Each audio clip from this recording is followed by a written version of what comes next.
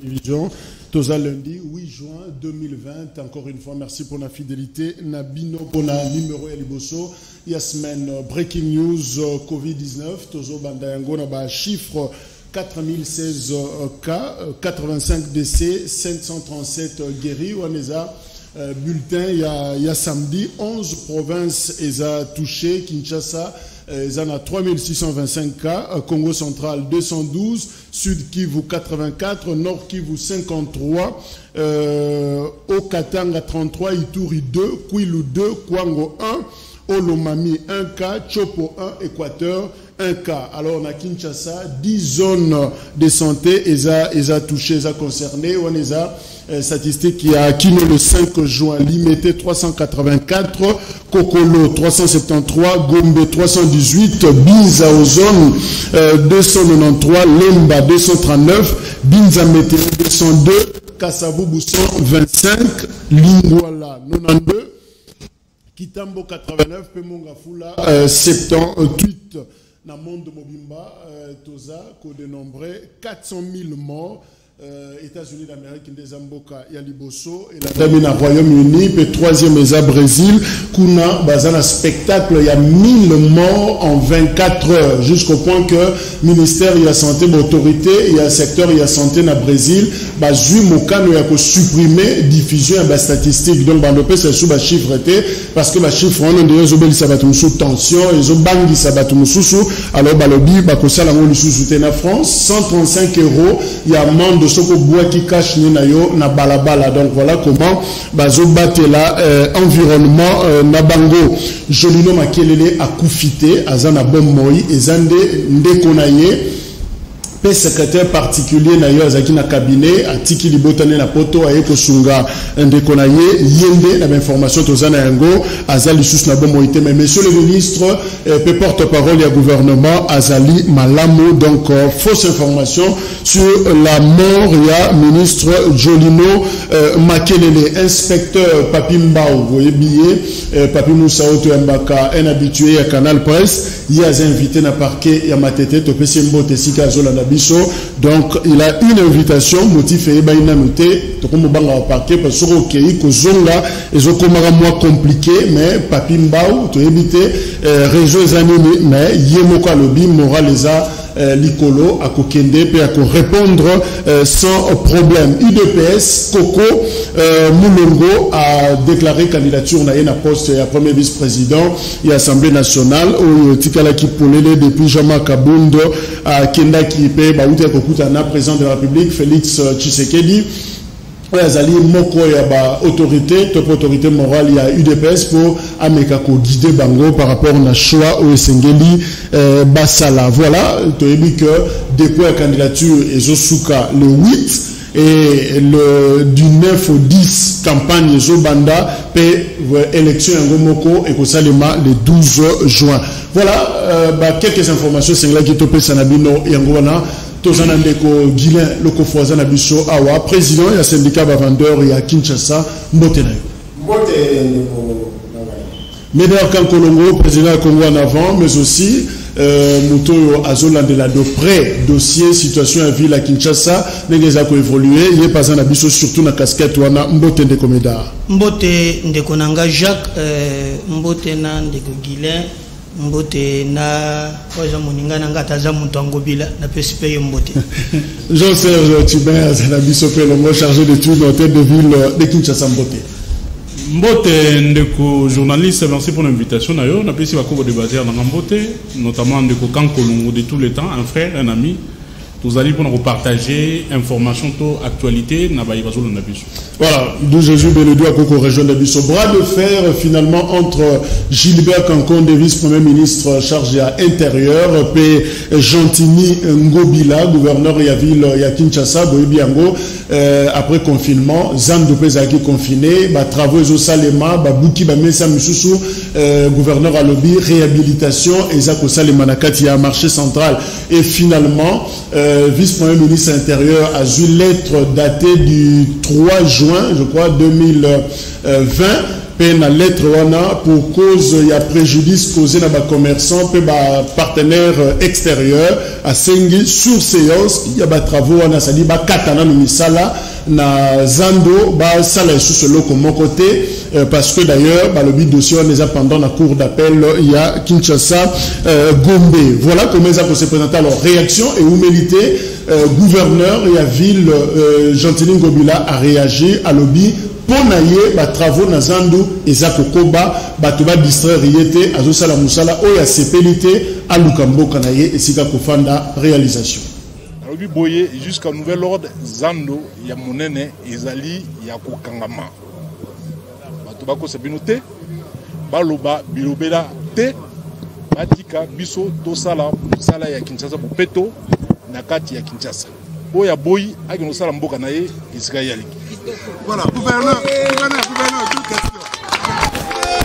Zando ezali d'abord ya kokangama na tina ya confinement. Tokangi zando. Mais yango na confinement na toko profiter et ko continuer kokangama na ko continuer ti kino to sala misala. Soki to sala misala te zando pe e ko fungama te. E bongi to sala misala to bongisa oya biso mboka. Baninga bamungisa oya bango mboka. Bongo wa biso to kozela banani ba ya bongisa biso. Voilà, Gentilin Ngobila et Wana Bolandi, il faut rappeler d'ailleurs que Zando Yamonen, grand marché central de Babengarango, Oyo, Eza et Kaboli Gombena, commune à Kinshasa, ils ont totalisé d'ailleurs 50 ans, année Oyo, et finalement, en 1989, Zando, Eza qui au moins à 15 500 vendeurs, na Kati, les lots habité sur Eza combien, et Libanais Moko, Bazobenga na Kombo ya Hassan, a construit 104 magasins, puis magasins selon le gouverneur Yavi, le Sengeli Baboukango, parce que finalement, Bakinois, Bazo gagné et Loko Moko T. Alors, Ndeko Guilain, Lokofo, Tobananayo, président d'un syndicat, il y a vendeur, il y a Kinshasa. Réaction nayo ezanini par rapport à la tension au Ezali, parce que Binobi Bokomela qui est ministre intérieur, Bokomela président, a annoncé d'ailleurs marche na Bino Bokosala na mois de juin, awa, tension au Yosotoko, Bake Bino de Bolukia. Non, tension au Ezali, Kozanga, Koyeba, Kozanga, Botosi, na Mokonzi nayo. Et du Globani, la lettre du vice-premier ministre est claire. La lettre met à les 3 jours. D'abord, avant la lettre, les 3 jours, il y a eu 2 lettres. Mon vice-premier ministre, il y a intérieur. Mon il y a vice-premier ministre, ministre de la justice. Ma première qui, moi, dans mon cas, Gentini, Ngobila, gouverneur de la ville à Kinshasa, Pekisa qui est dans Mikano et Azwaka. Il y a un magasin, il y a un misala d'une façon désordonnée. Sur base, il y a jugement. Donc, le vice-premier, la vente dans le bureau na bangote, basala mukanda, karande non, se référer na jugement, il y a cour d'appel, pourtant on vit la koyaki, ne basala qui interagir qui appelle le conseil d'État. Dans le conseil d'État peut vivre la koyaki les sous. C'est base il y a 2 jugements. On a les 2 membres du gouvernement. On a beaucoup Argentine, Ngobila. Ato Sade. On a avant Koudio. Babanda travaux. Ato Sade. Batumi biloko ya batu. Bapiye biloko ya batu. Batu bakufi. Lelo papa mama Chikoji, Chikou di José. Asa suna ko moite. Papa Kaba Mazembisa. Asa suna ko moite. Papa Lekimi, Azasu n'a pas été, la tension par rapport à mauvais comportement causant la vie tension. Nous avons projeté marche le 16 juin pour la départ et révocation voire même arrestation par rapport à Yamakamo Yassani, Oyamomi, Bakapo ici. Mais lettre vite est claire. Alors fini. Par rapport à moi j'ai la lettre. La lettre est là. Pour mon tout ça la lettre était en tant que sur les réseaux sociaux.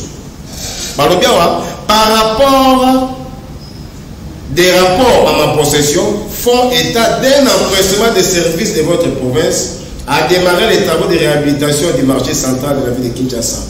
malheureusement, au préjudice des commerçants justement, en confinement. Justement, on a posé question, de Kochibin et Moko, VPM, je veux qu'encore Dazako reprocher peut-être la démarche à Yangobila, et ça dit préjudice, selon la lettre, causé dans les commerçants et puis dans les partenaires, notamment étrangers, locaux, la Safricom, SPRL. Est-ce que vous tenez qui compte les paramètres avant de démarrer ces travaux? Merci, de journaliste. Je pense que question tout il faut pas expliquer à les Congolais. Rapidement, l'émission est limitée. Tozali aux années 2003, 2004, 2005. Il y a un gouverneur et la ville. M. Kimbembe, il est encore vivant. Qui signe un contrat léonin. C'est-à-dire un contrat au détriment de la ville à Kinshasa. La population de Kinshasa. Octroyant gestion à Mounen chez un monsieur, un sujet libanais qui s'appelle Hassan. Pour une durée de 25 ans. Depuis 2005. Depuis 2005. Qui même pas. Jean Kimunda arrive à la tête de la ville. Il appelle le sujet libanais. Ce contrat est un contrat et ça au détriment de la ville à Kinshasa et de la population à Kinshasa. On ne peut pas vous accorder gestion il y a Zango ya Monene pendant 25 ans vu le nombre de morts et quand ça répond au fonctionnement de la ville. Soit nous résumons le contrat, ou soit nous annulons le contrat, ou soit il faut banner Ekita. Parce que jusque-là, réalisation, mon repère, c'est la manière noté. Négociation, on a réduit de 25 ans à 20 ans. Jean qui ne pas, André qui ne le sujet Hassan. C'est-à-dire, pour t'expliquer, le contrat qui signé au tête de ville, Nas, Africom, Nassan, en 2005. 2020 ans et 2025. 25 ans. Il y a gestion à Zam. Ok. André Kimouta Aïe, il a fait le nombre d'années qu'il a fait. Le sujet libanais, la clause même, il y a contrat, il faut pas y aller. C'était la construction de nouveau marché à Monene et à Kinshasa. Le Libanais, jusqu'à preuve du contraire, toujours à Awa, il n'a jamais construit ce nouveau marché. Donc, clause, ça dit quelques pavillons, c'est mieux la tombe. Il faut attendre quelques pavillons, il faut attendre à Monene. À l'échéance du contrat, Wenze a Monene rejoint la ville et au contre le patrimoine de la ville. Okay. Il n'a jamais fait ça. Deuxièmement, il va surfacturer les travaux. Attends, 104 magasins à Wenzamounene. Il dit que les 104 magasins coûteraient 10 millions de dollars. Un gentil il a aillé. Il a trouvé ce contrat sur table à Benissi Nekouana. Vous avez géré la ville vous avez géré Zambo depuis 15 ans. Le contrat était qu'il faut tomber à Wenzamounene. Il y a 6 cas. Wenzamounene à l'échéance, il y a contrat, il faut jouer dans la ville. Tout le monde a un jeu au Tongi. Nous devons attendre l'autre côté. À part 104 magasins à Tonga. À ça. Ou à louer ça 5 000, 3 000, 2 000 dollars. Et aucun Congolais a loué à magasin parce que c'est trop cher. Où est-ce que vous avez toujours babouille? Maïs à la gâte, courant à la gâte, immondice. Hôtel, il ne fait aucun rapport à la ville à Kinshasa. Mon Solomon côté villageois. Gentiment, il faut tout évaluer les travaux. Au Salaki, exécution en contrat n'a évolué. Le monsieur n'a pas voulu. Il a de mauvaise foi.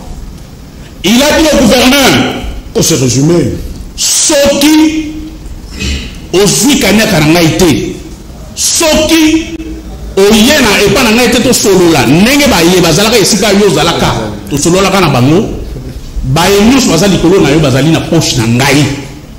Au Salanga et le Moroté pour évaluer contracté. C'est là où les bras de fer a commencé. Merci. Alors, bon, nous, merci quand même pour un rappel, il y a contexte. Alors, finalement, Méda Kankolongo, le souci à gouverneur Ngobila est noble. C'est pour sécuriser pour protéger par rapport à comportement de partenaire. Oui, Ndeko Jacques na comprendre pourquoi na yumi bato bakufaki. Donc, je n'abandonne que Bunda. Na comprendre, c'est aujourd'hui maintenant qui n'a comprendre pourquoi na yumbi batubawei.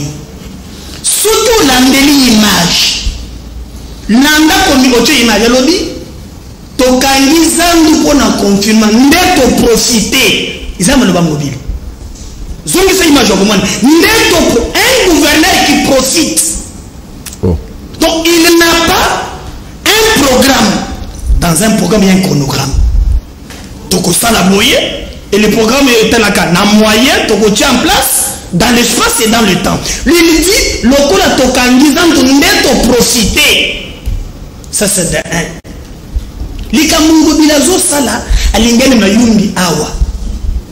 Il faut retenir que Zandouana Oyakangi c'est moins de 30 000 familles.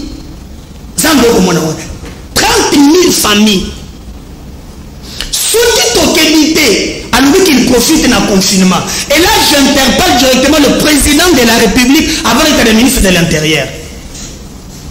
Tokendaka na yonde ko Jacques na Canal Presse.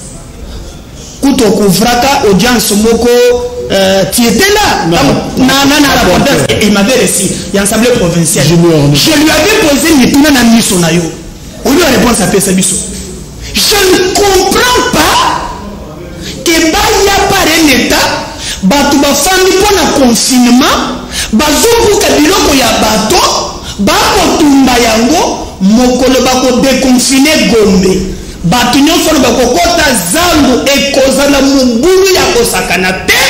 Avec cette la police comment elle réagisse bibembe kolala na se et c'est très grave. Yami balende ko chat. Non ça peut être encore qui moi temps. Tala par exemple a commis kolongo la batu. Mais basito ya zocha bisika bazuki batu wapi. J'appelle ici ministre ya enseignement technique primaire et technique Willy Bakonga. Eza na site moko eza na commune ya Kinshasa. Plateau Kabinda. Est-ce que ceux qui ont un panneau, un maître d'ouvrage école, place où on a une fondation école, et ça a quand même matata melambonga école ou on aujourd'hui les places, ngobila keko cha wenze. Vous en avez profité comme la qui continue. On a gâté que n'importe où kataki bango tende ko cha. Ko cha ngabo pona nini? Pièce contre pièce. Oui, c'est la vérité. Awa ngobila ngacha wenze na école. Basi bakati matiti. Et puis bandeko ya IDPS bako continuer ko humilier binuti wapi. Un gouverneur ni ministre que non et puis le langage il y a un gouverneur o ya lingite asala mboga na ye ya misambo bila tubez ya mko kusala mboga na ye merci na seki bana Kinshasa totel melango bina d'ailleurs marche au pour les 16 to respecter bâtiment social to kozala yebele ya merci. Alors, Jésus Belebou, journaliste à Zalabusso Elongo, est-ce que le gouverneur a évalué quelles conséquences l'opération a lancé à réhabilitation et à Zando? Est-ce que cette démarche à l'improviste quand Kolonga lobby? Bon, Kakolongo, il a parlé, mais malheureusement, Kakolongo est beaucoup plus dans le populisme. Il y a Zaraming dans le populisme, il y a Zarampé dans Bacho, mais je ne pense pas qu'il a le temps de scruter le vrai problème. Aujourd'hui, quand il faut la macambotalisation, il faut alors objectif. Hein? Il faudrait aider les gens. Et mission Jacques est à la pédagogique. Et c'est lié à bateau, ba kolanda biso, ba maman, ba kolanda biso, ba maman na biso, ba koko na biso, ba te kaka, ba comprendre, ba ça l'emporter na ba émotion té. Et puis le l'autre la procès à Kameri. Toujours la langue biso biso. Il y a un monsieur, un Libanais, à qui on a confié 57 millions de dollars. Sans avenant, sans contrat. Bandako alobaki a 26 millions. Allez, basali avenant moko babaki 600 maisons pour la 900 maisons avec 26 millions, babaki 600 maisons et comme 31 millions pour la intérêt. Ba pesi ba étranger pouvoir moko o ba congolais ba sarana ngote. C'est ça le problème. Comment est-ce que les étrangers, un étranger peut s'octroyer le luxe de se taper des immeubles avec beaucoup de mafias que mon ami vient d'étaler ici et là. C'est ça. Laissez-moi parler. Oui, mais un contrat. Il a dit, il a été très clair quand je suis arrivé. Et quand il y a des Congolais qui arrivent, qui veulent défendre l'intérêt du pays, il y a les Kakolons qui viennent, qui défend des gens? Il y a mon ami qui, soi-disant, des syndicats vont marcher, qui vient défendre les expatriés parce qu'ils sont sous l'air. C'est ça le problème. Laissez-moi, François, on a déjà été avec moi plusieurs fois sur le plateau. Écoutez ce qu'il y a. Jacques, il faut qu'on dise la vérité aux Congolais. Il faut vraiment qu'on dise la vérité aux Congolais. Ngobila arrive. Il a un programme. Et son programme s'étend sur plusieurs choses à la fois. Il constate qu'il y a une anarchie totale dans la Katsazam. Ce n'est pas lui qui peut prévoir une calamité, ou cela par une chronologie. Une calamité arrive. Il prend l'idée de réhabiliter. Jusque-là, aucun vendeur n'est venu se plaindre pour dire il y a des avenues, écoutez, il y a des avenues sur Itaga par exemple, sur Louvois, des gens qui y habitent. Les gens là, qui a ça dont on parle ici, il a construit devant la porte à battre. Nous avons fait la Louvois, à droite, aux alarmes, tout canaé, à démarrer la porte, parce qu'il y a le fait qu'il s'estime s'octroyer tout un pouvoir et il peut placer comme il veut. Mais qu'est-ce qu'on n'a pas vu à Zando? Qui ne sait pas que ça c'était le berceau et à Kourouda? Qui ne sait pas que Zando n'avait même pas de toilettes? Qui ne sait pas qu'il y avait des couves à l'intérieur? Et quand il vient, il remet les Congolais dans leurs droits. Il y a des gens qui sont souverains qui viennent pour l'urbanisme. C'est là, oui, les gens sont terminés. Et Seigneur Touébake, on a délocalisé Zando. Il y a un projet de plus de 10 espaces qu'on a aménagé. Tu peux le voir, il ne s'agit pas d'une école. Un marché palliatif. Dans l'ensemble, il y a plein, surtout par exemple, cet exemple, il y a marché à Kabinda. Le marché à Kabinda, c'est pratiquement 2000 places. Oh, ma maman va faire au Tegazara la Zando, ceux qui vont déconfiner, ils vont revenir dans leur droit. Et puis, il a parlé. Non, vous ne serez pas le bas. Guilain. Et nous, on a sur la procédure, il y a Ngobila sur le préalable. Est-ce que la procédure qui a une identification préalable, il y a vendeur avant banda, travaux, est-ce que vous allez qui sensibiliser? Deux choses. Jamais. Mais on pose l'exemple dans Wenzama Tete. Pour Batonga Wenzama Tete. Qu'est-ce qu'il y a que vous avez fait? Recensant qui va commerçant. Bisso va syndicat. On a soi-disant syndicat. Vous avez posé un syndicat depuis 2010. Alors, recenser bateau. Tu as le nombre de bateaux. Chaque pavillon va combien? Et encercler marché bâti bateau. Basali Moussala et Sili. Si base de recensement, Basalaki, ne pas ici bateau. Mais il y a mon amboka Ngobila, il y a Sali Bogote. Il y a d'abord tant on va confier à Yena Messiasa, tant il y a quoi la justice. Justice n'aime de quoi, c'est tant qu'il y a des baoumi balé. Parce que là-bas, quand on est bateau signera, les partis va signera, ceux qui ont organisé, ils ont la disposition pour le baraquet, pour qu'il y ait des cours et tribunaux. N'est pas mon Messiasa, parce que ça, on a cours et tribunaux, ville à cour d'appel et si cas, ok. Bandimé de oui, élection, c'est la même chose à Malamo, au comité gouverneur à Ville à Kinshasa. Cour d'appel, voilà. Mais il faut estimer la mauvaise chose, il faut estimer ville. Ville à ce pénalité a interjecté qui appelle dans le Conseil d'État. Des conseils d'État, et quoi ici les choses sur ville? Si le nom de Mboka Janteline Ngobila a tellement de justice, a dit le mec wana ezaya wote donc juge wana o ba katali li kambwana bazama yele te batanga te na toto ba na terre mwana. Maintenant na kawa ya biso siko Ngobila abengi mutu te pour ça la misala wana. D'abord ba na ngobuka marché kato. Kinshasa peut pas vraiment identifier binoté. Pas identifier te. Même de sensibiliser binoté na ba marché interne, marché Kabinda non. Oui, ndekalobi mais ça na tourner un magasin na Louvre on a c'est ouais Kinshasa te. Est-ce que Louvre est la marché central? Tant qu'on soit na plateau de télévision, il faut y ba, marché central et bandi wa besuki wapi.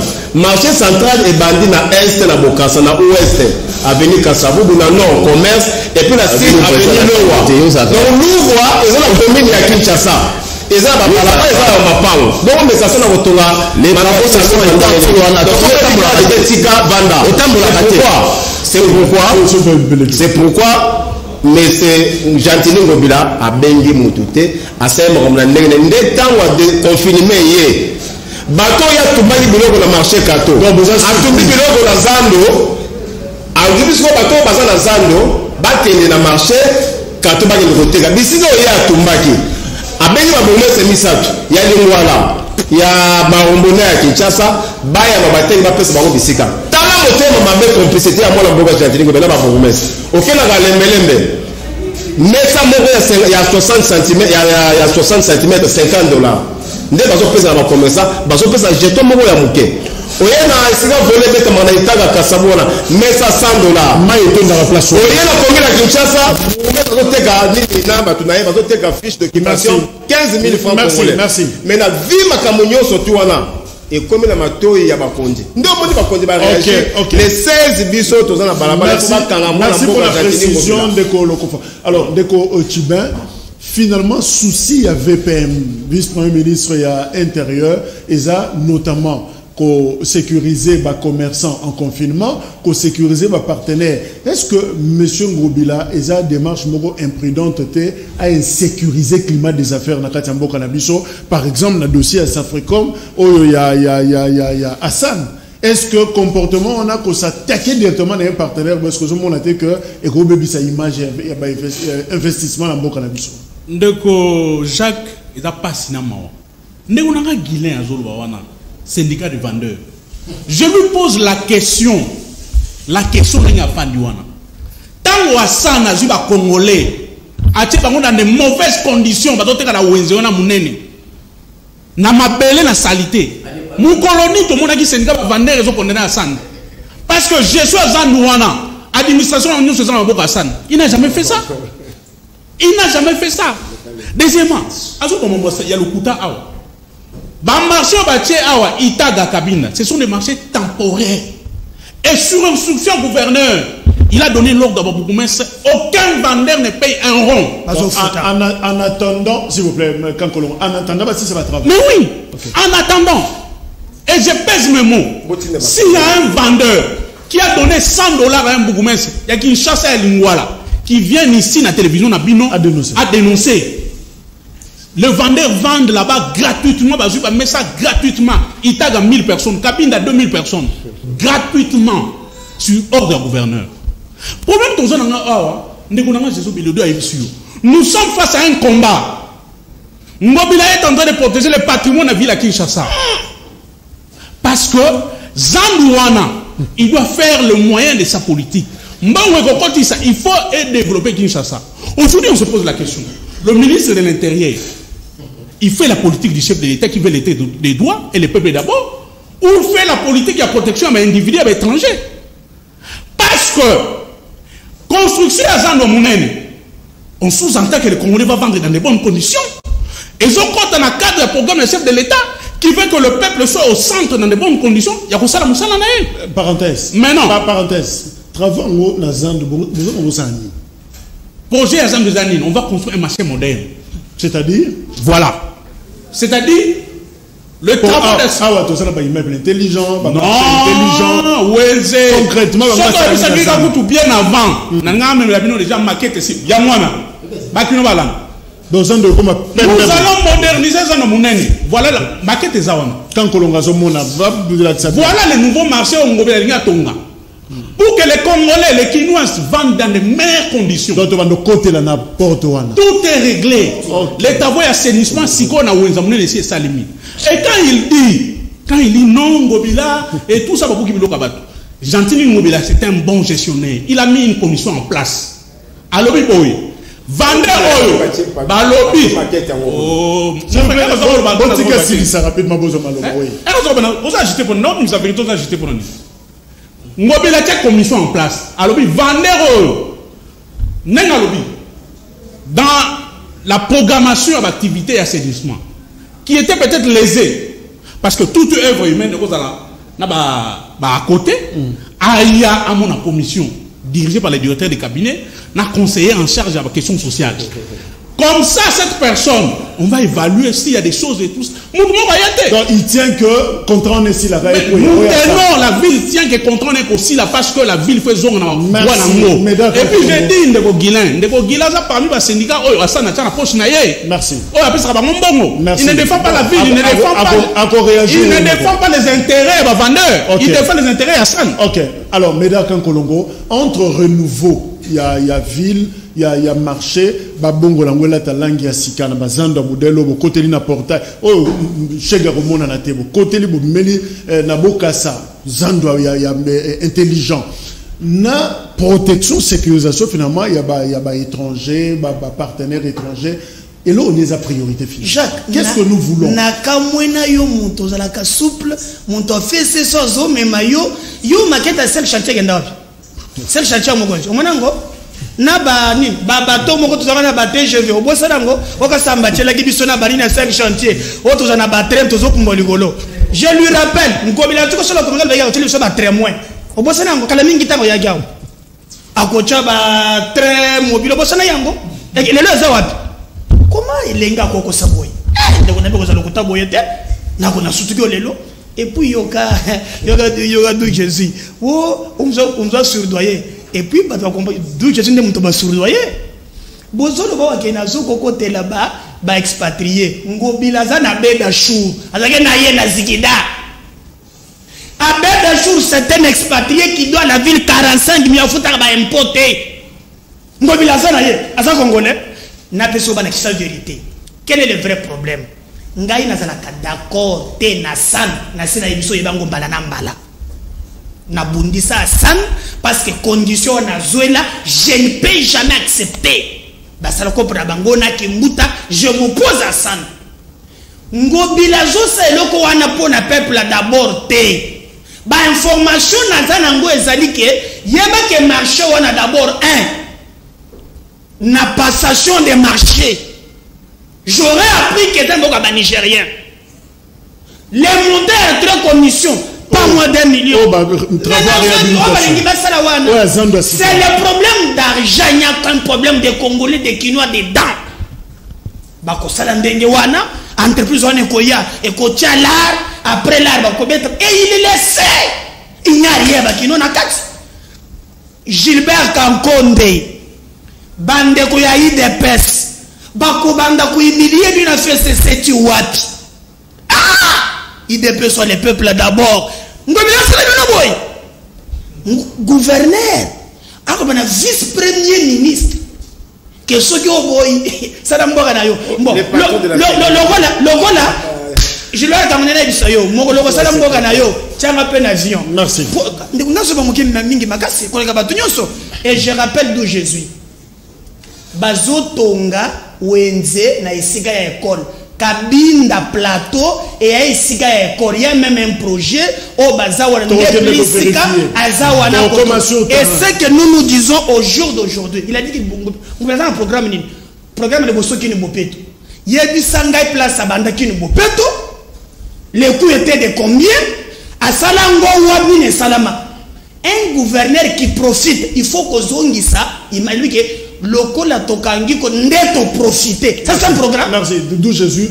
Est-ce que ba mesure oyo ya gouverneur et ndenge a insisté que oya lingité akende et na kosala mboka na est-ce que comme ma révolte té et comme ma pratiquement sabotage té na volonté oyo entre guillemets azolinga kolakisa pona renouveau ya Kinshasa. Merci beaucoup. D'emblée il faut souligner que tu as été pour tout ça la xénophobie haine contre ba étranger té mais étranger oyo opérateur économique étranger oyo azana ba mafia il conclut des contrats pour ses intérêts pas pour les intérêts des Congolais s'il vous plaît il faut le poursuivre jusqu'en justice donc c'est qu'il faut expliquer ba tout parce que ça la spéculation té je peux me donner comprendre ba étranger azoya na mafia étranger oyaye ko investir na Congo de manière logique il n'y a pas de problème laissez le travailler mais celui qui est en conflit avec l'État congolais et c'est pour le gouvernement de la ville à défendre l'intérêt et c'est là que c'est savoir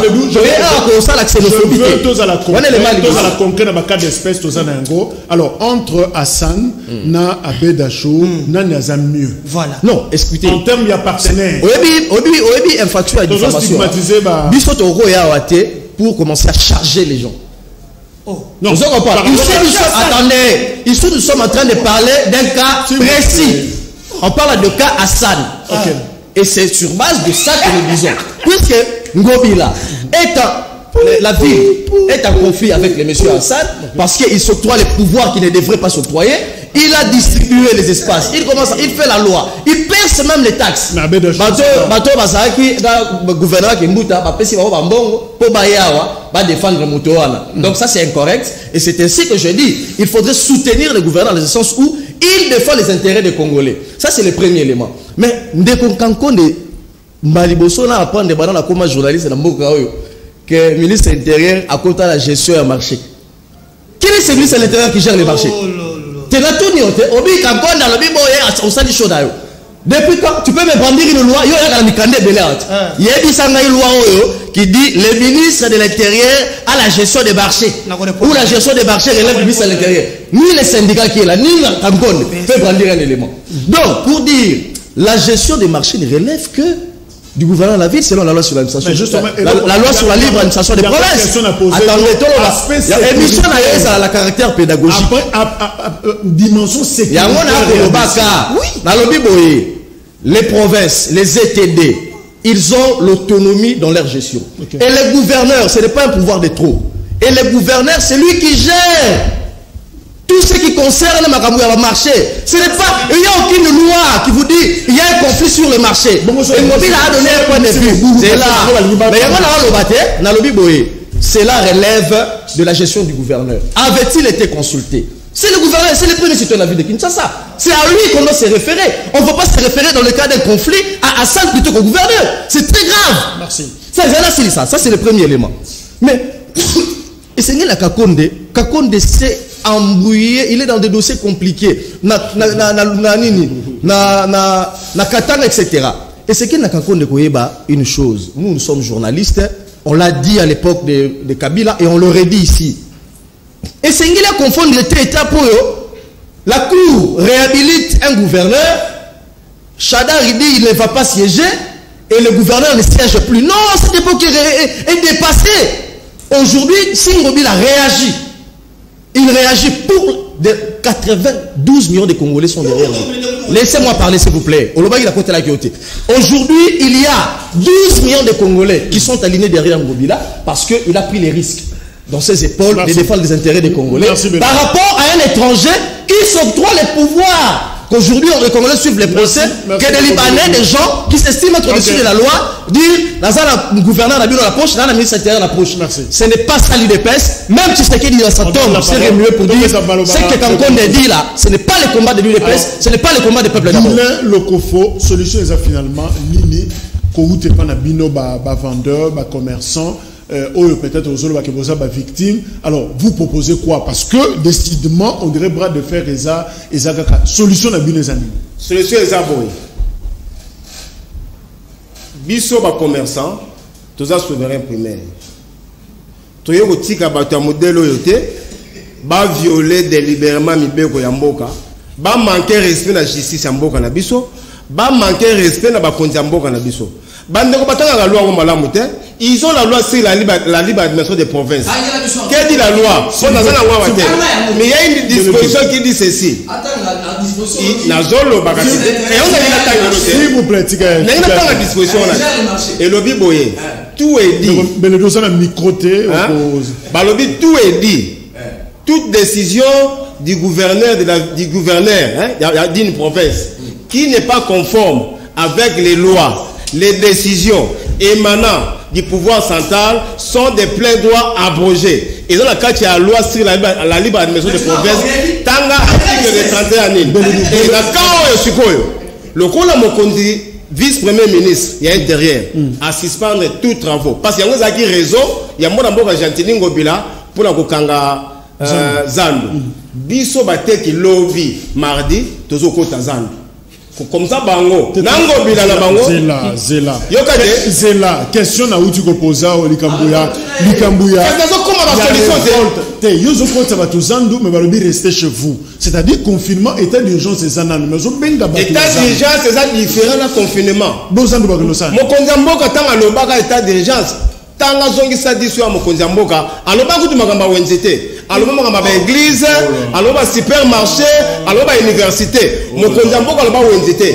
Likambu ya wenze bime pa mona mboka. Eza presque na gombo. Non. Likambu ya wenze ko kanga zando.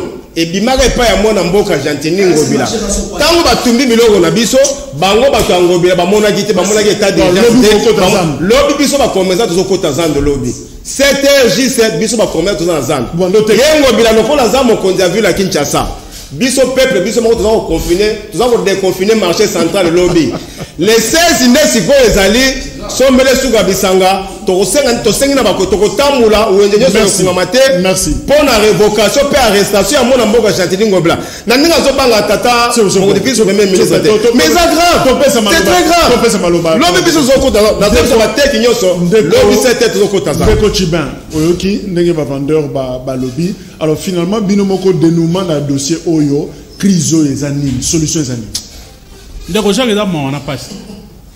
Quand je vois un syndicat de vendeurs qui s'agite comme ça, c'est qu'il y a pas qui s'agite, il parle. Problème est ça, il y a des syndicats qui défendent le droit. Il y a des étrangers au détriment des vendeurs. Na yebi sinde ko ngata nkonde eloko ali bosu Kankolongo. À comment ça il parle au conditionnel. J'aurais appris. Oui. C'est-à-dire tu n'as pas l'information précise mon frère. Et l'élégance. Je n'ai pas l'information. D'abord, les contrats, ces contrats n'ont pas respecté les règles. Ça concerne ce qui solution. Je vais citer. En ce qui concerne le passation à marché. Ça, c'est des solutions que le gouverneur de la ville. Il y a bien des combien de vérité, continuez. Le gouverneur de la ville, programme Naye, ils ont rimé la vision à chef de l'État. Les gens ne doivent pas oublier. Modernisation à Baweze. Parce qu'il parle des anneaux. Demain, ça sera Gambela. Demain, ça sera Weze Sinkin Namakele. C'est un programme du gouverneur. La modernisation de marchés urbains municipaux, il y a vu la Kinshasa. Demain, ça sera les stades. S'il vous plaît. Zando Mounene. Et quand il sera combien dans Mokolomo? Zando, avec les chiffres que nous avons. Parce que depuis 20 ans, 15 ans depuis. Zandou, les chiffres ne reviennent plus dans l'hôtel de ville. Hassan qui gère. Mais ce qu'on a dans la statistique, vous êtes aux environs de 40-30 millions. 30 millions de francs congolais le jour. Géré par un individu. Merci. Alors, je vais citer, je vais dire un nom. Et puis, ce qu'on a eu gestion à 15 ans à Zandou, aujourd'hui, on a pris, il y a moins cher. Il y a un magasin à Sana où il sera à $2000. Au salaire, calcul simple. $2000 multiplié par 104, ça te donne $208 000 le mois. Oh, il y a gagné. So, $208 000 multiplié par 12, tu es au-delà de 2 millions. So, 2 millions multiplié par 15 ans à Sali, tu es au-delà de 37 millions de dollars. Il a gagné sur le solution et Zani na crise. Dayambo Omoni, merci quand même pour Omoni. Na comme Dieu Jésus qui monte en Congolais. Na comme Kalelo. Là, journaliste, je défends les intérêts des Congolais. Bon, Congo, tu vas changer Kambango. Je défends les intérêts des Congolais. Et puis, Dédé, tu lui poses la question. Simple, allié monoko. Yo lobby, oyazana ba étranger. Bongo abeda chou. Yo lobby qui bango kota zandoute. Ngobila yemo wa na abeda chou na zikida. Plein. Abede, plein. Gouverneur, j'ai dit. Baso yemba, plein na zikida. Mesures barrières et puis Zoka Moussangaï Abeda Chou doit à la ville et je regrette que dans une assemblée provinciale parce que dans un moment local là oyo et Sengelingo Bill ça sont des choses très graves et puis des dialogues que non ministre intérieur à Koya c'est la sécurité Ndeko il gère le marché zela toujours conclure soki pour Nangaï babuki place ba magasin ya san ezali na kwapuye ngobile. Connaissent ces paisibles citoyens. Ya zalakate d'où je suis. Ngai na mema dossier oyo. Na bato batumbaka biloko na bango soyo yebakate. Nous avons dit c'est là ndeko. Assilisa. Tu t'agites pourquoi? Yo boko ko sabonde ni. Et il ne dit pas montant ya mbongo balengi batonga nango wenze wana moderne. Qu'il vous donne les montants. Bazana va retro commission kuna. Les peuples d'abord exacté et ça likambo ya mbongo. Et puis il parle que ngobila ndeko ngobila sala gouverneur na Yumbi. Merci. Merci. À part Bibembe. D'où Jésus. À part Bibembe. D'où Jésus. Solution Zani. Tibin. Non. boloba na discipline. Il me dérange. Ce qui n'a pas séminaire na Nassina Zuma loba. Mais na Yumbi, azalaka gouverneur. Andora bibembeni nesika la Nassina Zuma loba d'où Jésus Beletou. Merci. Solution Zanini. Gombeza confiné, mais j'ai roulé avec ma voiture sur l'avenue du Commerce. Okay. J'ai roulé très bien. J'ai vu comment est-ce que les travaux ont évolué. S'il vous plaît, laissez-moi. J'ai roulé très bien. Namoni, il y a une modernisation là-bas. Le là, etc. Oh, s'il vous plaît. Au moins, tu es roulé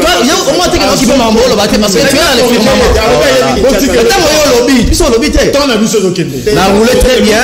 Et j'ai vu, j'ai vu des marchés, notamment marché à Itagawa, etc. Au bâtiment, ma maman, bah, on fout à 0 francs. Oh, laissez-moi parler le tournoi à côté ça qui était. Donc aujourd'hui, ma maman, bah, la biso la bino, nazolo ba la bino, biso toza la ba information, nga naza journaliste. Ba lobi boy, tango mosala la zande ko sila tango ba ko déconfiner de mokonzambo ka lobaki état d'urgence, confinement ba mazando ekangamaki. Tant que vous déconfinez, vous zonga et si vous avez koteka malamu. Et na lingi na chuter pour la kolobaboye. Et Seigneur il a mis surtout té à bateau ba kota la biso. La gestion des marchés ne relève pas directement du ministre de l'Intérieur. Totuni moto soit disant syndicat va vendeur. Totuni yawa abeti bonoko paka paka leti abeti din. Comment expliquer que il y a un conflit entre la ville et Hassan qui perce les taxes de Ngolanga Zolobawa à des millions? Oh, aucun Congolais n'est capable de payer. Congolais ta mokote à Futaka, bas magasin non cité, à Futaka magasin on appelle et ça lit cher. Congolais nyoso azar de briadise azakarase, ya azwakatia à la poche et quand la ville veut voir clair balobi, ba intérêt à alors attends un message. Gali Molima, ça veut dire le premier citoyen de la ville, est bel et bien Gentini Gobila et VPM de l'intérieur avant de prendre de telles décisions. Il veut les consulter. Il devrait au préalable consulter. Pour consulter les Libanais au Tiki gouverneur à ville. On est où là? S'il vous plaît, Beledou. Attends un message. Non, je suis congolais, je suis du côté du peuple. Non, ça je risque de sanctionner. Hein. Discuter avec lui pour une bonne collaboration au lieu de créer la crise inutilement. Ifaso Pistis, bonjour Canal Presse, vraiment, même le diable reconnaît que le monde ne lui appartient pas vraiment. Pourquoi cet esprit d'insolence caractérisé de Kinshasa?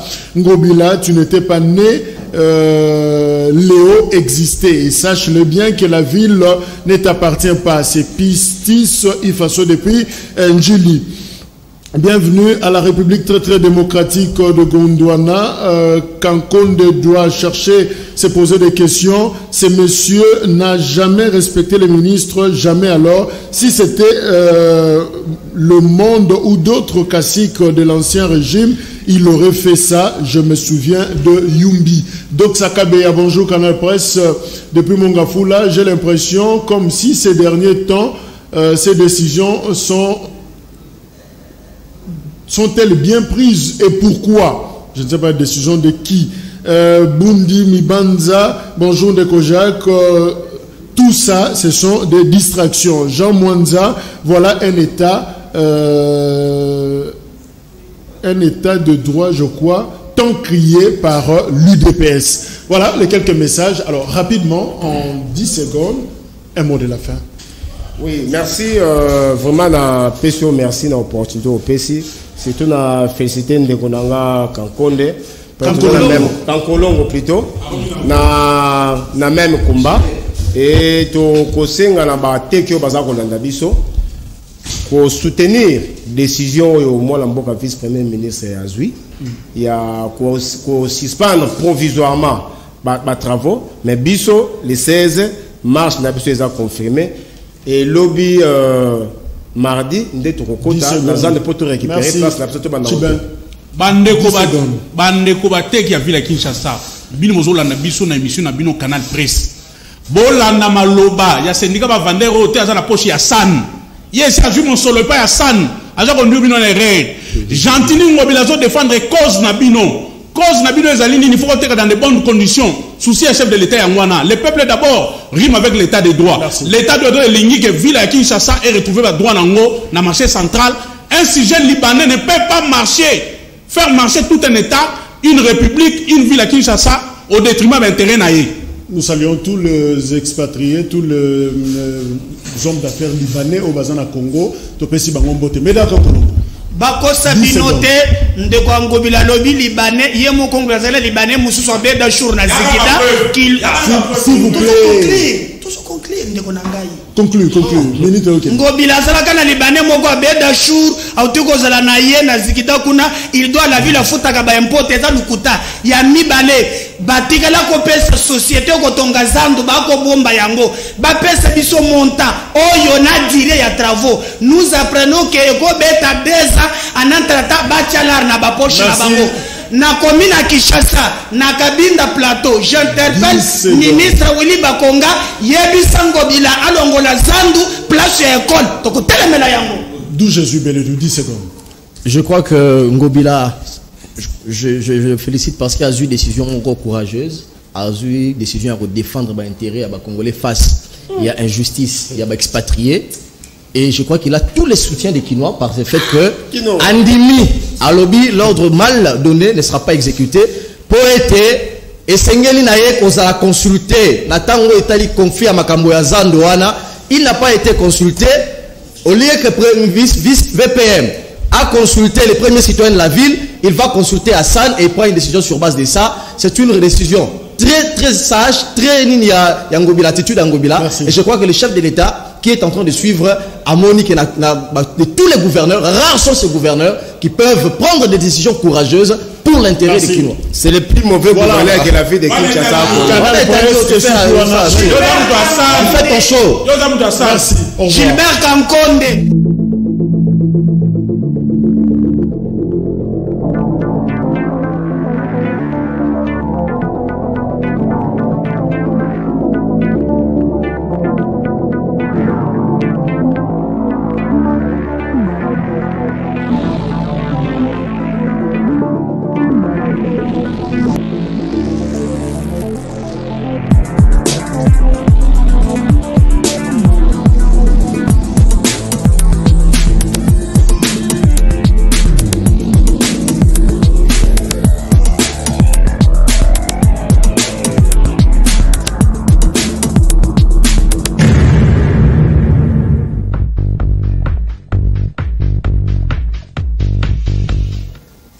Merci de nous rester fidèles.